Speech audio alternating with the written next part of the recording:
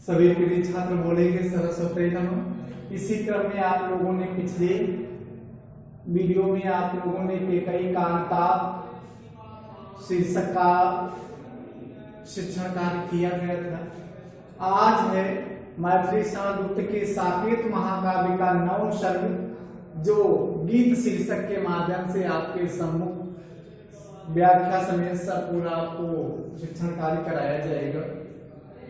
तो सर्वप्रथम सस्वर वादन के साथ आपका संपूर्ण बोध कराया जाएगा।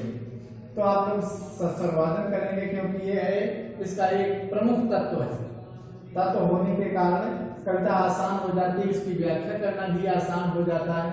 तो देखिएगा सस्वर वादन में निरख सखिए खंजन आए हेरे उन मेरे रंजन ने नयन इधर मन भाए फैला उनके तन का तप मन से सर सर साए घूमे वे इस ओर वहां ये हंस यहाँ उड़ छाए करके ध्यान जिस जन का निश्चय वे मुस्काए फूल उठे हैं कमल अधर से यह बंदूक सुहाए स्वागत स्वागत शरद भाग्य से मैंने दर्शन पाए नभ मोती वारे लोया अश्रु अर्घ्य भर लाए। आपका सस्वर वादन के तत्पश्चात इसका प्रसंग है। मैथिली गुप्त ने साकेत महाकाव्य के 9 सर्ग से गीत के माध्यम से आज उर्मिला जो लक्ष्मण की पत्नी है, वनवास के दौरान लक्ष्मण राम और सीता सब वन गमन हो गया। तत्पश्चात वन गमन के तत्पश्चात आज उर्मिला अपने प्रियतम लक्ष्मण के वियोग में व्यथित है। हालांकि इसका तुलसीदास ने श्री रामचरितमानस में भी कहीं वर्णन नहीं उर्मिला के विषय में किया, क्योंकि ये प्रमुख पात्र भी है। देखिए सबसे बड़ी प्रताड़ना इसी उर्मिला को ही झेलनी पड़ी। फिर क्या हुआ, तो उर्मिला आज अपने प्रियतम लक्ष्मण के वियोग में दुखित है। और आज क्या हुआ, शरद ऋतु का आगमन हुआ और शरद ऋतु के उस आगमन पर अपनी सखी से आज इन उपमानों के द्वारा जो उपमान है आपके व्याख्या के दौरान बताए जाएंगे। आज इन उपमानों के द्वारा आज उर्मिला को अपने प्रियतम लक्ष्मण की याद आ रही है और क्या अपनी सखी से कहती है। व्याख्या प्रारंभ होती है। निरख सखिए खंजन आए, निरख माने देखो, सखी माने सखी, हे सखी देखो ये खंजन पक्षी आज आए हुए, क्योंकि फेरे उन मेरे रंजन ने, रंजन माने प्रियतम, ब्रैकेट में आप लोग लक्ष्मण लिख लेंगे। रंजन माने प्रियतम, अच्छे लगने वाला अर्थात होता है। तो आज मेरे प्रियतम लक्ष्मण ने अपने नेत्रों को मेरी ओर फेरे माने घुमाया है। आज ऐसा लग रहा है हे सखी इन खंजन पक्षियों के रूप में आज मेरे प्रियतम लक्ष्मण ने अपने नेत्रों को मेरी ओर अवश्य घुमाया, अर्थात उनको याद अवश्य आई। और मन भाए जो ये खंजन पक्षी आज जो हमारे मन को अत्यधिक अच्छे लग रहे हैं, इसलिए आज लक्ष्मण को भी उर्मिला आज कहती है कि मेरे लिए भी प्रियतम उतने ही अच्छे लग रहे हैं। आगे फैला उनके तन का तप आज मन से सर सर साय, सर माने सरोवर, सरसाय माने स्वच्छ हो गए हैं। और आज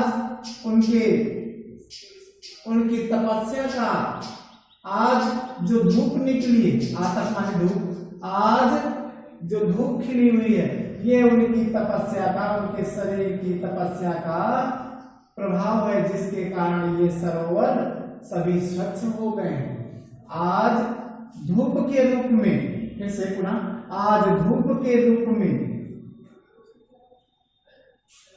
समस्त सरोवर स्वच्छ हो गए हैं और उनकी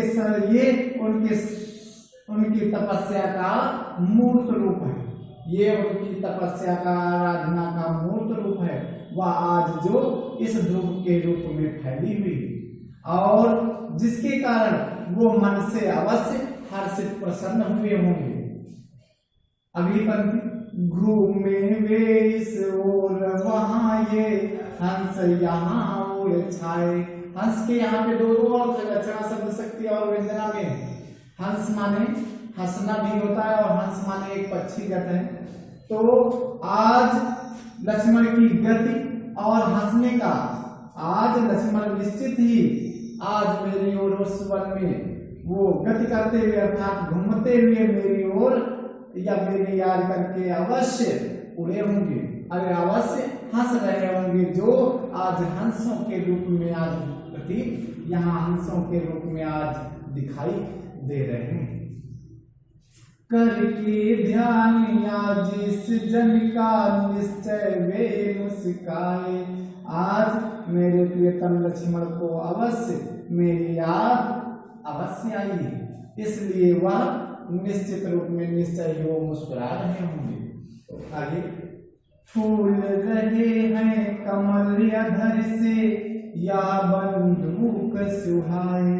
आज इस शिशिर ऋतु के आगमन पर आज कमल भी, समस्त कमल भी खिल उठे और अधर उनके ओष्ठ बंदूक, बंदूक माने होता है दोपहिया में खिलने वाला लाल रंग का पुष्प होता है, दोपहरिया के समय खिलने वाला लाल रंग का पुष्प, अर्थात ये बंदूक के जो ये दोपहरिये में खिलने वाले फूल निश्चित ही फूल उठे हैं, जिसके कारण आज उनके ओष्ठ भी, हमारे प्रियतम के ओष्ठ, अधर माने ओष्ठ भी शोभायमान लग रहे होंगे। इसलिए अंत में कहती है उर्मिला, स्वागत स्वागत शरद भाग्य से मैंने दर्शन पाए। हे शरद, तुम्हारा स्वागत है, क्योंकि अहोभाग्य है जिसके कारण मैंने निखंजन पक्षियों, हंस तथा बंदूक इत्यादि के रूप में मैंने, अर्थात यहाँ पर कई उपमान, फिर वही से उपमान आ जाएंगे लक्षणा व्यंजना शब्द शक्ति में। हे शरद, आपका स्वागत है कि मेरे अहोभाग्य हैं जिसके कारण खंजर पक्षियों में उनके नेत्रों का, उनके धूप के रूप में उनके तपस्या का, तथा उनके हंस के रूप में, हंस के उड़ने के रूप में उनकी हंसी का, तथा उनके भ्रमण करने का, और बंदूक दोपहरिया के में खिलने वाले पुष्प में उनके ओष्ठ के कारण मैंने आज उनके दर्शन, मेरे अहोभाग्य हैं जिसके कारण मैंने दर्शन प्राप्त किए। इसलिए अंत में कहती है उर्मिला, मैथिली गुप्त कहते हैं, नभुनि मोती मारे लोया अश्रुवर्ग भर लाए। आसमान ने ओस के कण के रूप में मोतियों को आज इस पर न्यौछावर किया है। जिस प्रकार से आसमान ओस की बूंद रूपी मोतियों को आज न्यौछावर किया है, उसी प्रकार से मैं भी अपने अश्रुओं के द्वारा, अपने आंसुओं के द्वारा मैं अपने प्रियतम की अभ्यर्थना करना चाहती हूँ, प्रार्थना करना चाहती हूँ। इसलिए इतना ही था। जहाँ पर कोई भी दिक्कत, यदि आपको लाइन से लेकर लाइन तक का अर्थ, पंक्ति से लेकर पंक्ति तक का अर्थ दिया है, और इसी ही प्रकार से अभ्यास कार्य में या परीक्षा के दौरान जितना भी रेखांकित पद होगा उसका अर्थ, उसकी व्याख्या आपको करनी होगी। और हो सकता है कहीं पे शब्दावली, जो कठिन शब्दावली है उसमें लक्षणा व्यंजना शब्द शक्तियों के आधार पर किसी का अर्थ भी पूछा जा सकता है। जैसे बंधु, ये दोपहरिया के समय खिलने वाला एक पुष्प होता, लाल रंग का पुष्प होता है, उसके समान उनके प्रियतम अर्थात लक्ष्मण के भी ओष्ठ है। तो और अंतिम पंक्तियां आप लोगों को ऐसा मुझको आशा है आप लोगों से कि हो सकता है सारा समझ में आ गया हो। यदि कोई भी दिक्कत हो तो कमेंट के माध्यम से आप लोग अवगत कराएंगे। अगला है पद आपका, इसका काव्य सौंदर्य देखिए, उर्मिला की मनोदशा की व्यंजना की गई। नंबर 2 है भाषा, खड़ी बोली है। नंबर 3 अलंकार, अपन होती तथा रूपक अलंकार है। अपन हुई तथा रूपक अलंकार है। छंद है, गेय पद छंद है। अगला आपका रस वियोग श्रृंगार अर्थात जिसको आप विप्रलंब श्रृंगार के रूप में भी जानते हैं, विप्रलंब श्रृंगार भी, और लक्षणा और व्यंजना शब्द शक्तियां हैं। इतना काव्य सौंदर्य था, आसान नहीं है। एक एक शब्द का अर्थ जैसे हम आप लोगों को दिया है, कहाँ का अर्थ कहाँ पे चला जा रहा है, आसानी पूर्वक समझेंगे, ध्यान पूर्वक आपको। और आपका रह गया अगला पद है, आगे उर्मिला क्या कहती है अपने सखी से।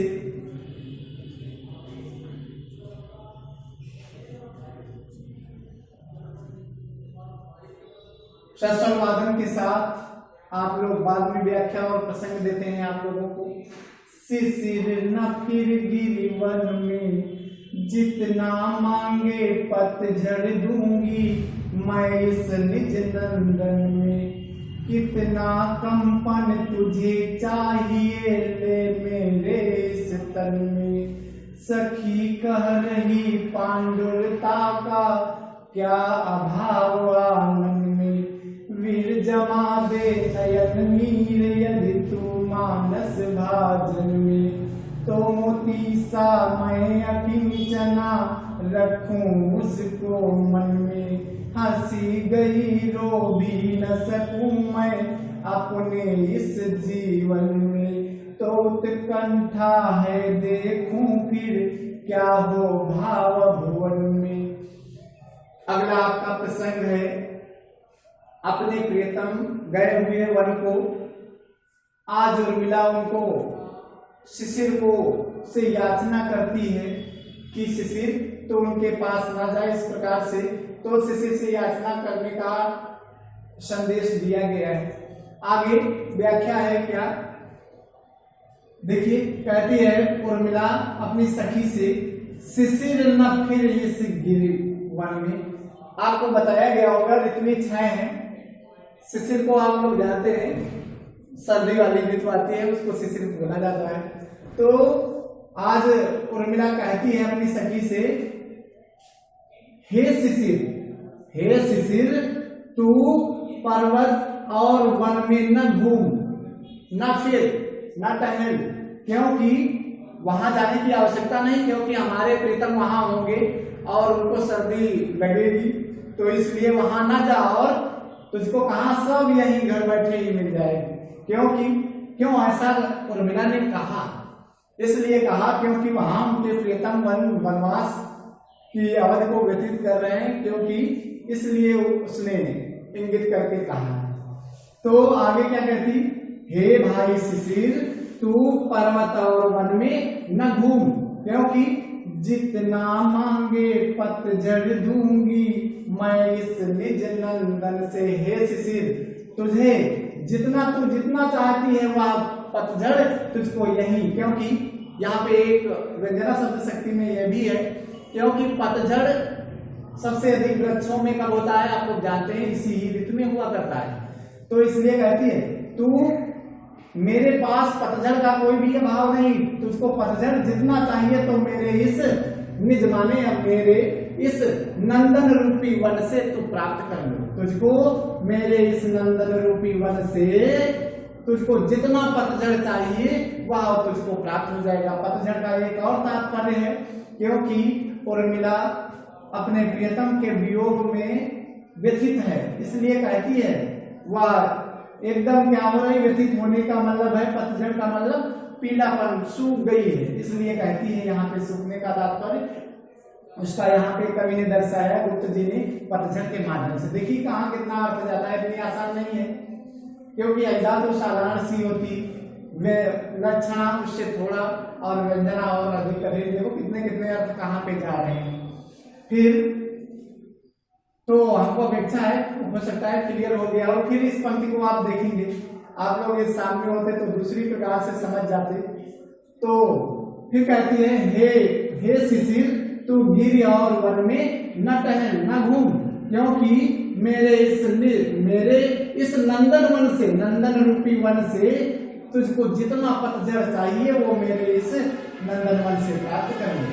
क्योंकि आगे कितना कंपन तुझे चाहिए ले मेरे इस तन में, क्योंकि वो उर्मिला अपने प्रियतम के वियोग में दुखित है, और इससे दुखित होने के कारण, दुख की जब सीमाएं आती, दुख की जब समय आता है तो मनुष्य को कुछ खाना पीना अच्छा नहीं लगता है। खाने पीने का तात्पर्य है, न खाएगा तो उसका शरीर कमजोर हो जाएगा, और शरीर जब कमजोर हो जाता है तो शरीर में कंपन प्रारंभ हो जाता है, और कंपन का एक तात्पर्य शिशिर से भी है।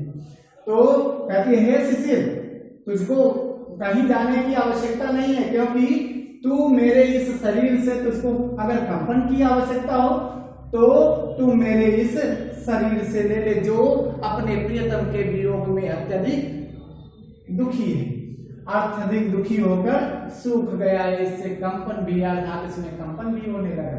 अगली पंक्ति है, सखी कह रही पांडुरता का, पांडुरता माने पीलेपन का, क्योंकि शरीर सूख गया तो शरीर पीला हो गया, इसलिए मेरी सखी मुझसे बताती है कि तुम्हारे इस मुख पर, आनंद माने मुख पर पीलेपन का भी अभाव नहीं, वो भी आपको यही मिल जाएगा, मेरे मुख पर ही। इसलिए कहती है बाद में उर्मिला, वीर जमा दे नयन नीर यदि तू मानस भाजन में, हे वीर शिशिर तू ये सब लेकर मेरे नेत्र रूपी अश्रुओं को तू मेरे हृदय रूपी बर्तन में जमा कर दे।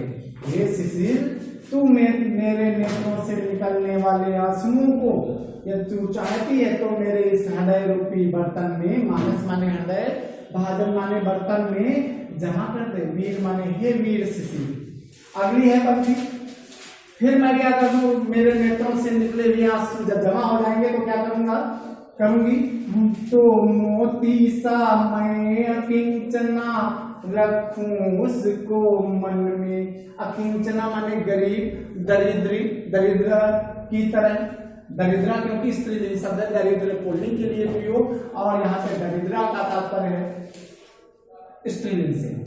मैं दरिद्रा के समान, दरिद्रा के धन के समान, मोतियों के जैसा उसको अपने मन में संजो करके उन आंसुओं को रख लूंगी। क्यों रख लूंगी? क्योंकि जब मेरे प्रियतम वन से वापस आएंगे तो उनको उन आंसुओं को दिखाऊंगी।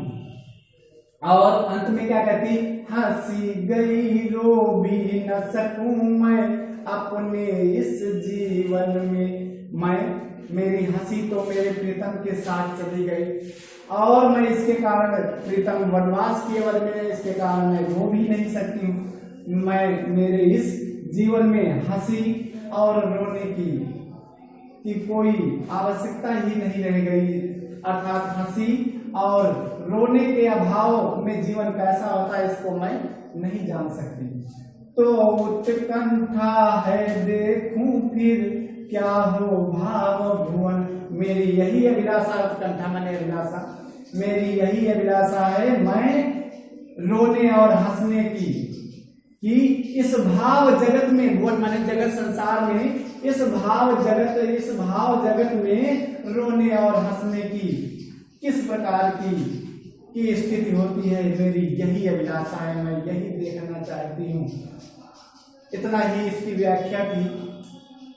और आपका काव्य सौंदर्य है, इसका रूपक अलंकार है,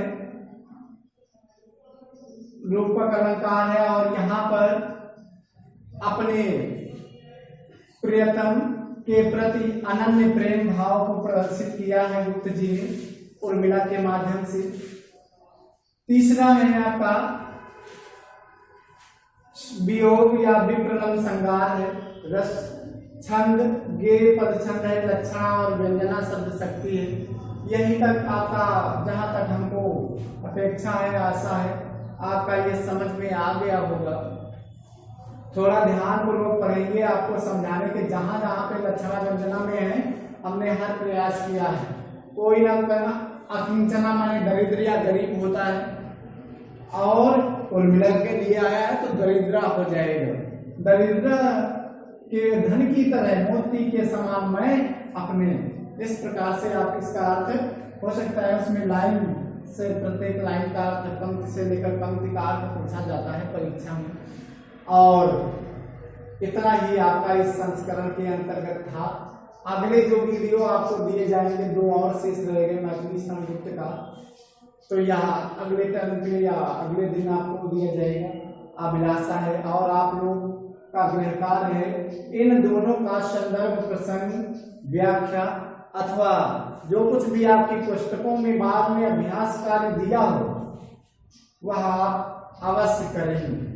और यह विद्यालय के इन दुखद स्थितियों के बाद जब भी संचालित किया जाएगा तो ये कार्य आपका अवश्य देखा जाएगा।